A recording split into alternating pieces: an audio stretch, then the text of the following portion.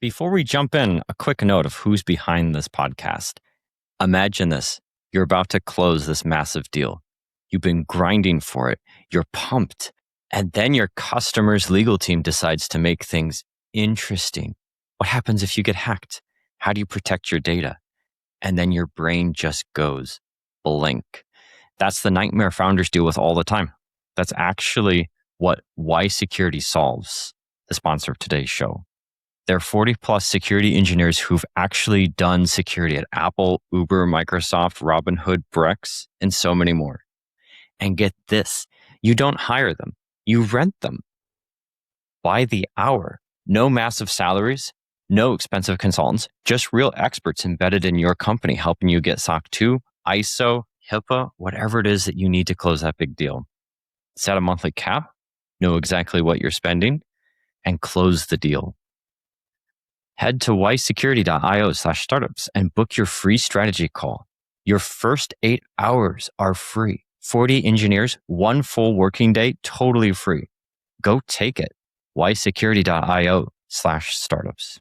Hello, everyone, and welcome to another episode of the Security Podcast of Silicon Valley. I'm one of the hosts, John McLaughlin. I'm joined the other host, Sasha Sinkovich. And today we have an amazing guest to share with everyone, Channi Greenwall, the founder and CEO of a new security startup, Olympix. Welcome to the show. Thank you for having me. So share with our listeners a little bit about Olympix. What is Olympix out to do? Do you think of yourself as a security person? Do I think of myself as a security person? Yes, I think it's very much twisted into my DNA.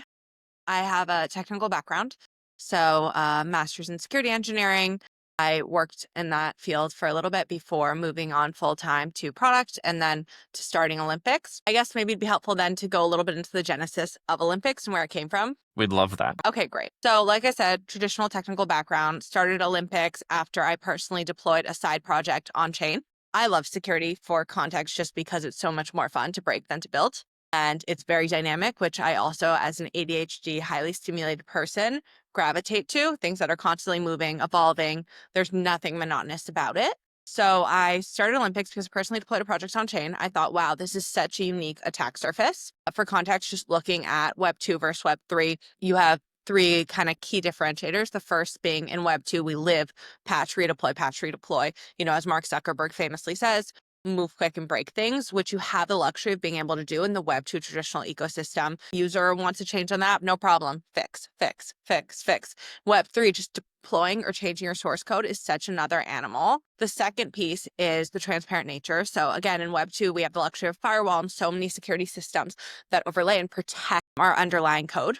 In the Web3 ecosystem, everything's on-chain, so you can deduce it at a source or bytecode level. So essentially, it's transparent. And the third reason is direct access to liquidity, and I think this is the most interesting reason. So again, in the Web2 ecosystem, if you undergo an exploit, they steal your data. Of course, regulatory comes down, and the reputational damage and the payout sucks. It's a huge industry just to stop those things from happening, right? It really sucks. It's horrible. It's fueled the 300 billion plus security market. However, it's nothing in comparison to if your entire company goes under via an exploit. So right now, you know, you get hacked in the Web3 ecosystem and 12 million is drained, 27, 37, 197 million, like that in the matter of a second. So security is so critical. And I found this really interesting because I always had a personal fascination in like these attack surfaces that have such high stakes. So something to comp it to would be like medical device security. If your medical device fails, like insulin pump, something like that, there's no coming back, right? So those are the stakes. Or, you know, if, for example, your airplane fails, you're gone. So these are like critical systems. So the same attack surface kind of translates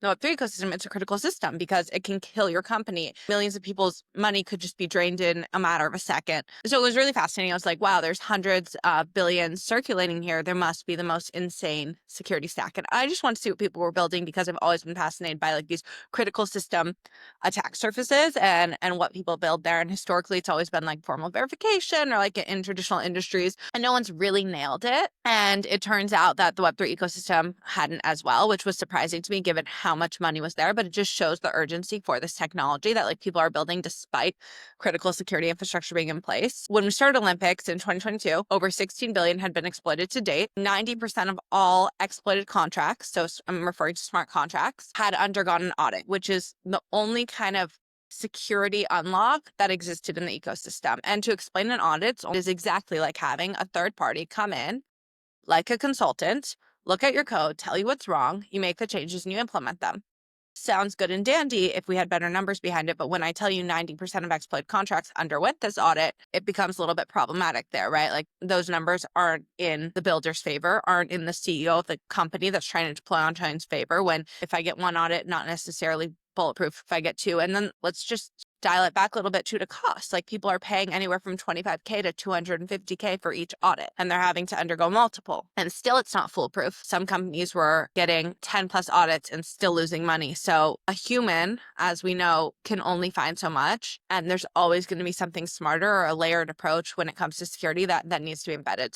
In 2022, a lot of security companies actually saw this problem. Like a lot is getting hacked, we need to do something. No one except Olympix said, let's solve it by giving security tools to developers, embedding security first. The majority of companies either did like some type of like architecture chaos engineering tool that they sell directly to the business or through DAOs, or they did on-chain monitoring, which was probably the most popular, which is like, hey, inevitably everyone's going to get hacked. Let's alert you when you do, and then you can do something about it and hopefully we can mitigate the losses, which again is so important and critical part of the stack. But what if we could just bring that number down altogether, that experience to hack? And so our North Star from an engineering standpoint is what percent of historically was done by humans can we automate? Not to say we're going to replace this human, but why does the human need to be finding everything? Why can't we find 90% and we leave that 10% for the human and then lower the stakes and lower the chances that you actually get exploited in the first place? So yeah, that's a long-winded answer to like what Olympix does in our genesis. Are we mainly talking about public, private, or permission chains? What is the biggest customer that you see the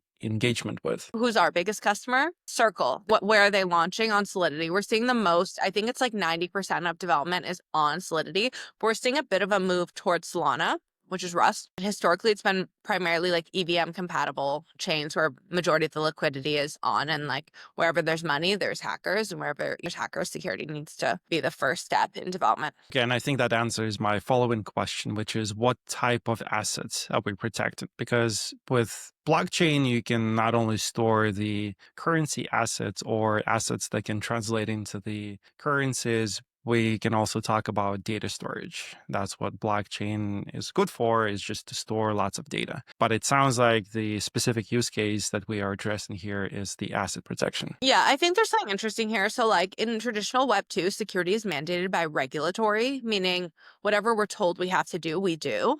Not necessarily because we care about security. The Web3 ecosystem, there's no one telling you have to do something besides like maybe one audit by a good audit firm, and people will do that. But anything additional or any additional layer, there's no really incentive to implement unless you have a large amount of liquidity at stake that could be compromised. And that's where we see majority of our customers coming from. So once they hit, about like 5 million in volume within their protocol or moving through their protocol, they start to engage with us. We have companies that are moving tens of billions every day. And then we have companies that are as small as, 5, 20 million. That to be said, like it's just as important that security is implemented in the small teams than the big teams, because as soon as one exploit happens to a small team that's very vulnerable, like their company's gone under. And those first couple years of starting a company are the most critical to get everything right. And no one believes in you, whatever. So like they finally get the traction. And we've seen this happen so many times. Like these teams finally get the traction and then they get exploited because obviously bad actors see like, okay, a lot of money's here, and this contract, which is on-chain and public, is vulnerable. You go after that, and then like there goes the 6-7 years of hard work that these founders put in. Right. So it's really, really crazy. Yeah, there's a lot at stake. And like, these are people's dreams. People are putting everything that they've got behind these companies, trying to do the 0 to 1 thing. I have all the respect in the world for that. Right. And like, forget the founders even. It's also about everyone globally who's distributing their capital here. So in America, we're so used to this luxury of trusting our dollar and putting our money in the bank, and we're not worried anything's going to happen to it, right? Everyone has their thoughts on politics and the general economy, but push comes to shove, no one's worried that they're not going to get their 4% back or their money isn't safe in the bank. In Venezuela and Brazil, this isn't the case at all. And they rely on these decentralized modes of trading, staking, borrowing, lending. Like if one of these protocols fail, that could be their life savings. And by the flip side, if they're working and they have good security infrastructure, that could allow them financial autonomy. There's two sides to the story, and they play out very differently depending on how security is embedded into the development of these crypto companies. Yeah. So let's pretend I'm a crypto founder for a second. I'm doing doing some on-chain stuff and I've got like a smart contract out there and I'm listening to this, I'm thinking to myself, wow, maybe I could take a closer look at this even before I get big. Can I go to Olympix.ai? Yeah, you can go to our website. It's not self-service. So we have a free tool that about 30% of Solidity developers use. That automates about I'd say 20% of what historically was found by external audits, where we see the mover that gets you more to 60 or 80% are our paid tools. So we have different tiering there, but you can always just reach out directly on our website or to us on LinkedIn and we onboard. Wow, that's incredible. You have 30% market penetration into the smart contract space. Without a dollar, spent on any advertising. Congratulations. That's huge. And I see that you've been doing this for just over 3 years now. Yeah, just about 3. Did something happen? You did your own on-chain adventure and you were a founder and it looks like you started the 10,000 Hearts NFT. Was there a moment where you were like, aha? So I think it was like a rabbit hole. So first of all, I was just living in Miami because I worked directly for a founder of late stage cybersecurity company and I didn't know many people there. So I was anyways working 9 to 9, but you need something to do 9 p.m. to 1 a.m. And I don't personally like TV. And I didn't know anyone really there. So I was like, I'll just work on a side project. Like a lot of smart people I know are moving full time into the Web3 ecosystem. I don't know much about it. And I personally learned best by doing. So I'm like, let me just launch a project. Like everyone's launching an NFT, it'll be fun. Grab some interns, worked on that. Preface it was just like a night project, side project. In doing so, again, is when I realized the differentiation in attack surface. And like I said, I've always been so drawn to the type of attack surface that has such high stakes, more because I just see what people are building and how you solve for that to make the technology accessible despite the high stakes. And that's such an interesting security question. Right? I always wanted to start a medical device security company because of that reason, but just from a business perspective, it's a very hard thing to actually implement and scale, given regulatory, given hardware. There's so many pieces there, all models are so different. So it never made sense for me to pursue that dream, but it kind of paralleled in the sense of high stakes attack surface, really interesting problem. And then as I began, like I said, crawling down that rabbit hole, I just want to see what people were building. Why can't I try building something? And it was hard for me, definitely, because I really loved my job at the time. So it's not that I wanted to leave my job at all. It was more that this problem was right in my face. I thought, how incredible if I get this opportunity to try and solve it. And, each day I feel grateful because as we begin to unlock how to solve it and how that actually looks, it's we're the ones doing this. That's so interesting. We're building symbolic execution machines, buzzers, we're automating formal verification, something historically that was so hard, so manual, and so easy to get wrong. Every day it's so fascinating to climb down this to solve for each of these hard technological problems. Is Web3 security any different than Web2 security, and how? Yeah. So like I said, there are 3 reasons. Web2 security comes down to what is regulatory pushing. So 3 big differentiators in terms of attack surface, like I highlighted. So one is in Web2, you consistently are patching, redeploying.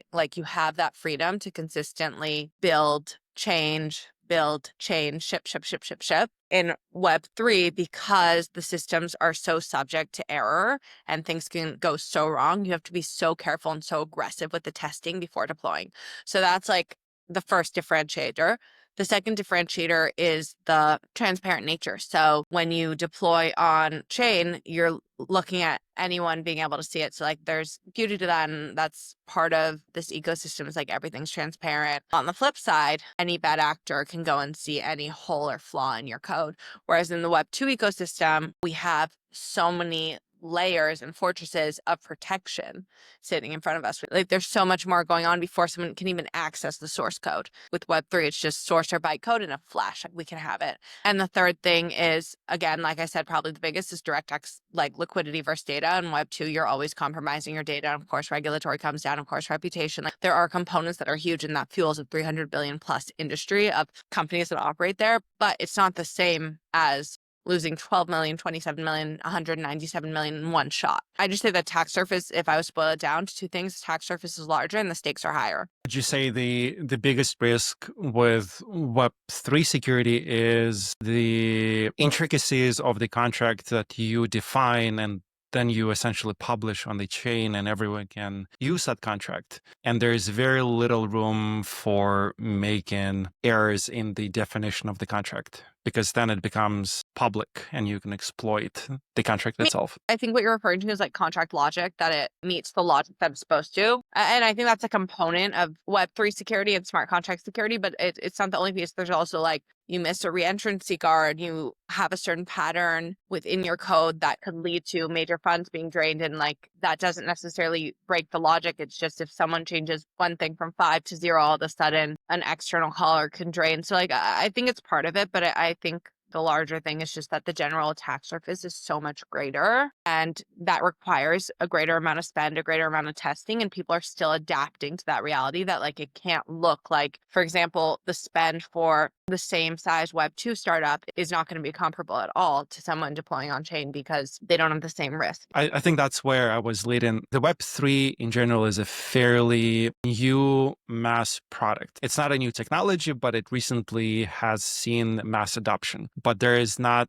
enough expertise in Web3 and understanding how Web3 works in order to secure it. And so you have this disbalance of security talent on Web2 versus understanding how to secure Web3. Yeah, I think that's absolutely right. And I think people underscore how much, going back to the spend, needs to be allocated for deploying on chain. For example, like there's a very notorious hack that happened this year, the Bybit hack. It's well over $1 billion.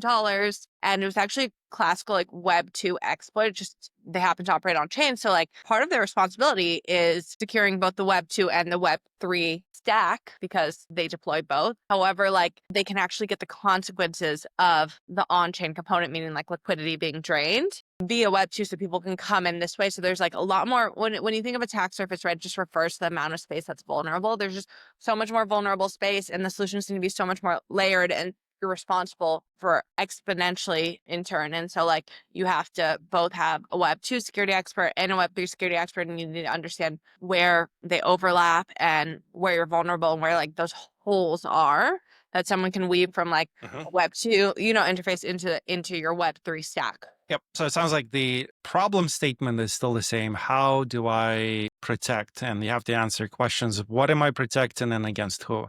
And then you go into standard logical flow of identifying the attack surface, which you have mentioned many times. Then you answer the questions, and you still have to protect infrastructure.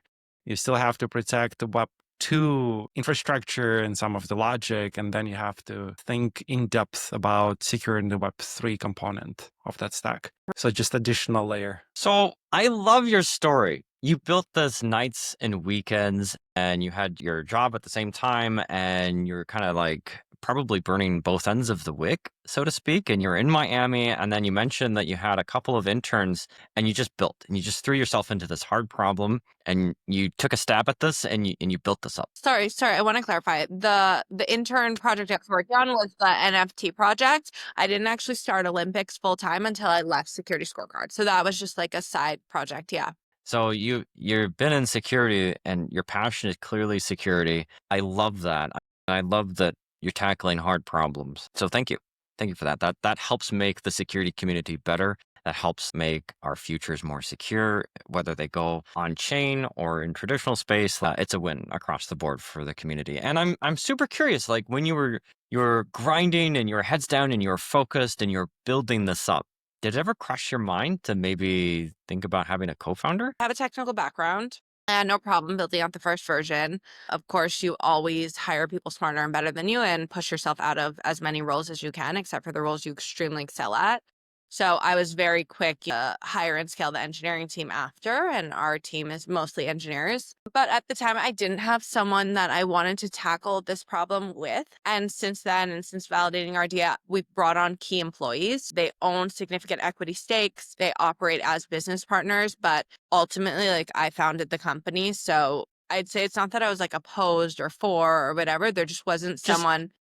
Yeah, wasn't it in the just didn't, cards. the cards Yeah. didn't play, and I was doing it with or without someone, with or without funding. Like there was nothing stopping me from solving this problem. Along the way, you find the pieces and the people. Did you raise money? We did. We raised a seed round. Where do you see the next level of adoption of Web3 technology across all of the industries that are ripe for the adoption of Web3? You know, it's so hard to say because I'm constantly in awe of the solutions that my customers are providing.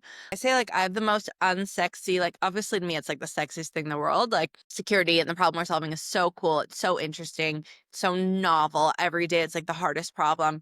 However, to most people, like, they do not care. But the ideas our customers come up with and the amount of people that come behind it and begin deploying on chain and begin interacting with their apps is crazy. I actually just got off the phone earlier today with a company, and their belief is like you shouldn't think of Web3 versus Web2. You should like developers, because vibe coding and the convergence of AI is becoming so widespread. You should think of everyone as a developer. And in the future, if everyone can develop and we've been able to create like a platform where everyone can deploy on chain, the market size is huge. So it's really hard for me to say, like, obviously gaming's right. Obviously you're seeing like these bigger moves of Stripe acquiring multiple Web3 companies, of Circle going public. There's the payment side, like every major bank is moving RWAs, real world assets. Like I wish I could like point to one thing and be like, this is the biggest mover. And probably if you read a VC's website, every couple months they'll cite something else. But ultimately, I'd say across the board, it's a matter of 10 years that everything is on chain. What do you think drives this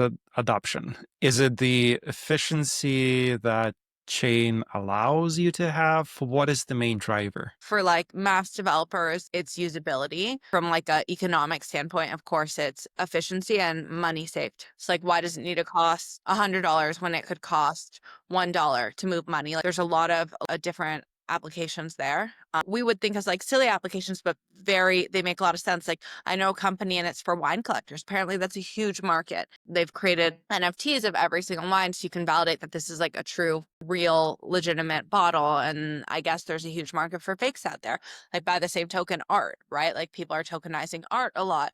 And like these aren't markets where I think would move on chain, like, just wouldn't come to mind first. However, people are operating, building there. There's huge markets and a lot of people behind it. So like it's hard for me to say, like, if we were to point to one, of course, like the financial industry as a whole, just moving and offboarding trillions of dollars into the ecosystem. But like, it's so much more than the eye can see. Like, the use cases are beyond what you can imagine. Like, I met an entrepreneur who was tokenizing meditation. Like, I guess some companies like to create this benefits and want to incentivize their employees to meditate. And so, like, they do that by when you meditate, you receive tokens. And I'm just like, that's such an interesting idea. Seems kind of hard to execute, right? In my head. And she's like, I have X thousand users already and X thousand companies on board. And I'm like, wow, I would have never thought like this application would be on chain. So I guess what I'm saying is like why it's so compelling to me is like the problems that people are solving and like using our technology as the underlying barrier to like get there are beyond my wildest imagination. So like there's so many ideas and like the three of us could not even fathom what people are thinking up right now. Like I was so, again, like I told you, in awe of this company I was speaking to this morning where they're just like, the future is a conversion. There's not developer, regular person, there's vibe coding for all. And like if we can make it easy for them to deploy on chain, and they have thousands of users every month, people who are not technical deploying on chain, who would have thought? Right? Especially even a year ago, especially 2 years ago when FTX collapsed, everyone thought it was done. So I could tell you with a very strong conviction the next 10, 15 years, everything's going to be on chain. I look forward to it. I look forward to it being just as secure as ever, with folks like yourself thinking through all of the tough security problems too. So who knows what's going to be in the future? And vibe coding is now changing things and opening up possibilities for folks that it was out of reach, and is changing the way engineering is working. I'm super curious. You started in Miami. And for the benefit of all of our listeners, I think you're in New York now. That's New York City behind you. Right. Yeah. So I was working part-time in Miami to work directly with my boss. I do believe it. In-person work is the best work. But I've been in New York for Yeah. over 10 years. And so I always like kept my apartment here and moved very quickly back. I don't think Miami is the place to start a company. Where did you grow up? In California, in San Francisco. Oh, you grew up in San Francisco.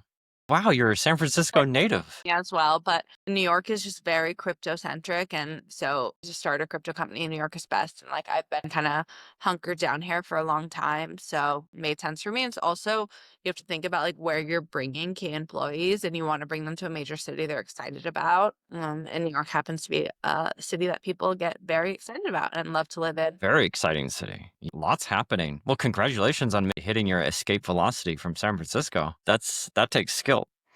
What's been the proudest day so far on your entrepreneurial journey? I think the goalpost always moves there. First, it's taking the risk to start a company. Then it's you get people behind you. Then your product works. Then it gains adoption. Then you're selling. Then you can't even take on the scale of the people that want it. And then people who used to laugh at you are trying to copy you. Like that goalpost moves every day for me. You want it to keep moving, right? Like when I think about like what's the next thing I'm proud of it, like I want it to be we onboard the next 10 million users and they're able to deploy contracts securely and quickly and cheaply and efficiently because of us. I definitely can't point to one moment. I could say like every day if you ask me or if like I look forward to it, it changes. I think that's very exciting. Sounds like every day is the proudest day. Every day something great happens, right? Like some days suck. Some days suck. I mean, speaking of days that suck, I know being a founder can be filled with super high highs and then super low lows. Those are very vulnerable moments for founders. You see people's true colors like in those days.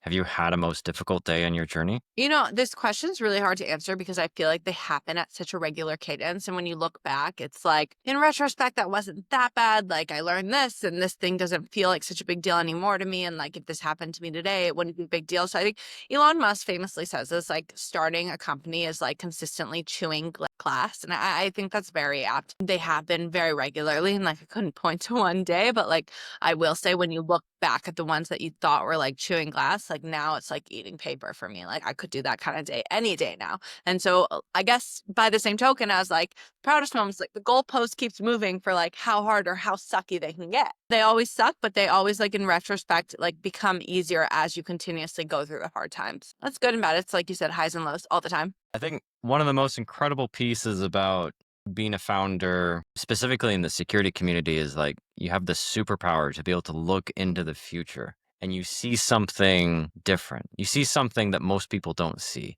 And I'm curious, if you look into the future, what do you see in terms of maybe the greatest security challenge that we're going to face as a community? Like the way things are going, the way things are changing, on-chain, AI. I mean, obviously, I think it's what we're building. Here's what the world looks like today. A lot of people are trying to deploy on chain. The current solution is broken. 90% of exploit contracts are audited. That's the current solution. And yet there's still 90% fail rate there. If I see the future as everyone's going to be on chain in the next 10 to 15 years, it will not happen unless our solution becomes like a mass scale opportunity for people to deploy securely on chain, which means we have to be able to build something that automates what historically was done manually better, not just better, like 5-10x better, and gives people the freedom to deploy on chain. And so it onboards the next 10 million users. Like I genuinely think the problem we're solving is the hardest problem, but not exposed to other problems of other industries. So it's kind of, it's a very biased answer, right? Like I'm sure if I sat down and like looked at other like deep tech security companies, their problem is also very inherently hard and difficult. And I might have the same sentiment, but because I'm biased and facing this every day, I do think it's like obviously so important to me, so critical, and the ecosystem and world will not scale without it. Let's play out that game, right? Like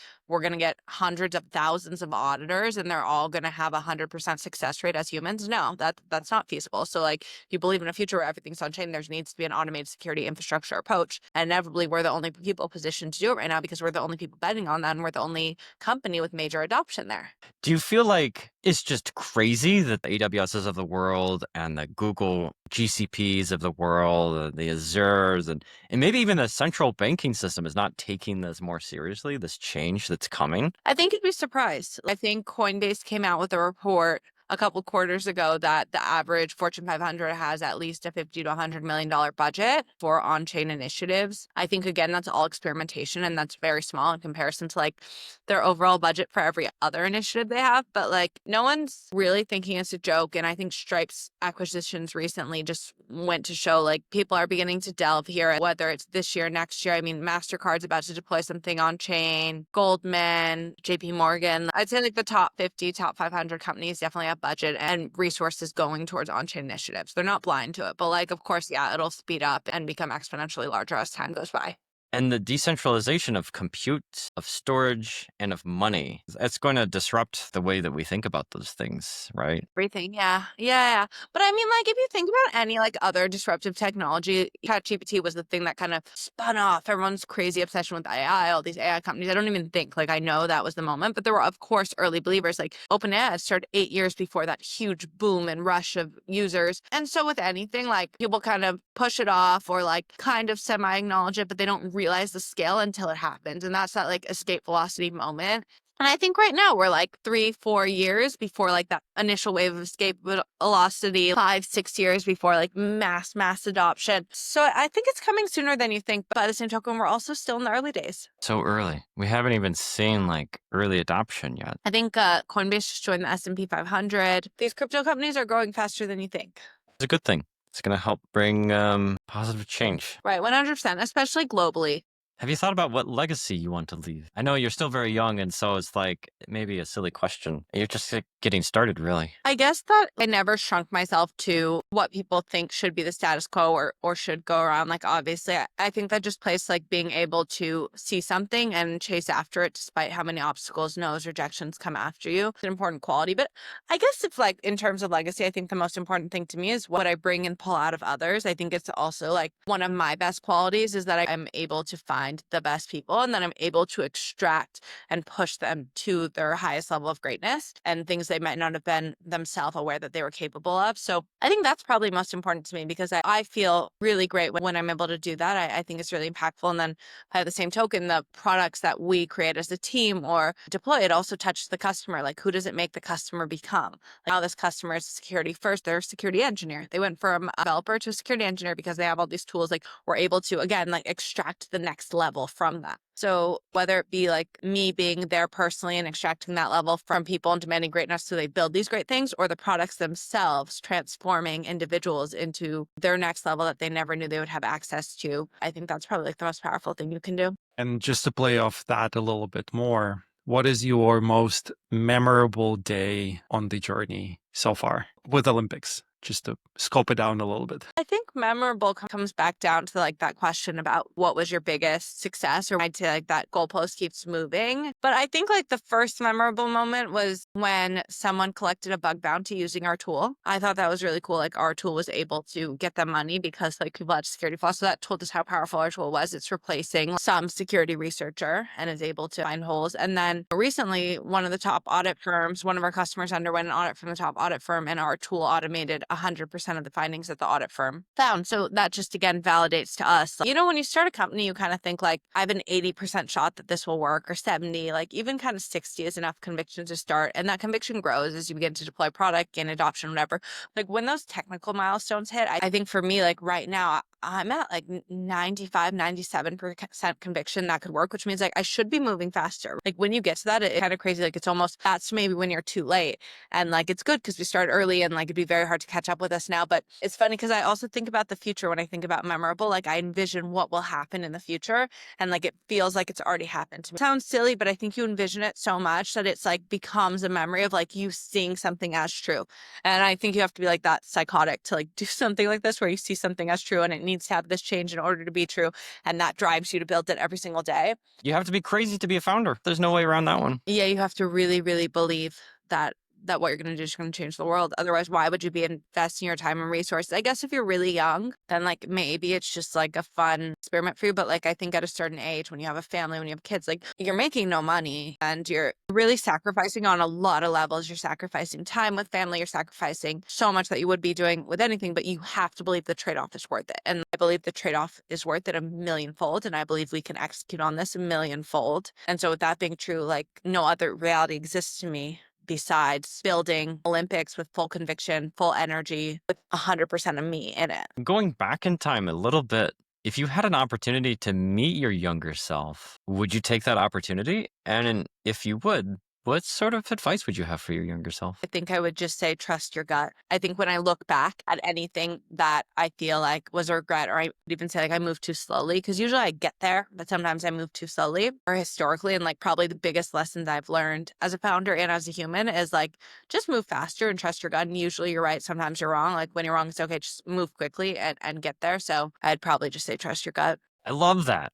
Intuition and it works. It's right there. I think you know a lot more than you think you know. Yeah. And by the same token, like, so does everyone. As everyone who works at Olympix, like, I often defer to them, like, what does your gut tell you? Oftentimes they know better than me because they're sitting and sunk into this problem. And when you push that question, usually the answer ends up being something meaningful. I love that. You know, we have a lot of entrepreneurs, aspiring entrepreneurs, folks running small companies, folks thinking about their next idea who listen to this show. And so this is a little bit of a leading question. Always super fun to ask, but is there just one tool or service that you wish someone would just go out there and build already because you've bumped into this problem over and over and it's not your area of expertise, so you don't have time to solve it, and you just wish this problem would just go away and you'd be willing to pay money to have this thing solved? Does it have to be security related? No, it could be anything. I would love for there to be a good swimwear shapewear. I think that would be amazing. No one's built like a nice looking swimwear that's shapewear. And I feel like it's the most simple in your face thing. And it's very easy to execute on from a consumer perspective. Like, everyone knows how to build good shapewear at this point. Everyone knows how to build swimwear. Like, you just need to layer the two and like create a good line. And I think that the revenue opportunity and that'd be huge there. I think that's like that would be a huge consumer facing company. But I have no experience with consumer. All I do is like deep tech. But like, as a girl, I would love that. I think that would be awesome. I mean, major businesses are built off that, right? Like Spank shapewear, Skim shapewear. Like, I don't know if you've read that book, but like the whole thing is like, there's nothing for a woman like buying a new pair of shoes. Like, there's the emotional and psychological piece of clothing that plays into like female psychology that I think is very powerful, and that can drive a lot of revenue. And I think when you could build gorgeously executed shapewear, swim brand, people would enjoy that and make them feel good and make a lot of money. So Thank you so much for sharing. This has been an absolutely spectacular, very educational episode on Web 3.0 security, Olympix. It sounds like you're making incredible strides, helping build a more secure future for all of us. I'm one of the hosts, John McLaughlin, joined with our other host, Sasha Sinkovich. And for all of our listeners, Channi Greenwall, the founder and CEO of Olympix. thank you so much, Jon and Sasha. And thank you, both of you, and to all of our listeners for tuning in to another episode of the Security Podcast of Silicon Valley. This has been a Wise Security production. Please stay tuned for the next show. And if you feel so compelled, please give us a rating, drop some comments, and share on your socials. One last thing before you go. Think about who you were 20 minutes ago. Maybe security's been that thing that's on your roadmap, that thing that you'll get to right after the next sprint, the thing that you'll get to after the raise or after something. But here's the truth. SOC 2 and ISO, these things are not just checkbox. They're keys. It unlocks enterprise deals. It opens up regulated industries. It's the difference between selling to a 10-person startup and closing Fortune 500s.